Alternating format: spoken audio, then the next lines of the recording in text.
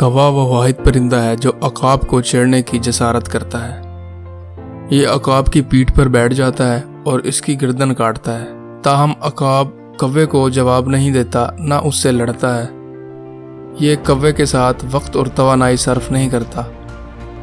अकाब सिर्फ अपने परों को खोलता है और आसमान की तरफ ऊंची उड़ान शुरू करता है। बहुत ऊंची परवाज से कौवे को सांस लेना मुश्किल हो जाता है और आखिरकार ऑक्सीजन की कमी की वजह से कौवा गिर पड़ता है। आपको तमाम लड़ाइयों का जवाब देने की ज़रूरत नहीं है।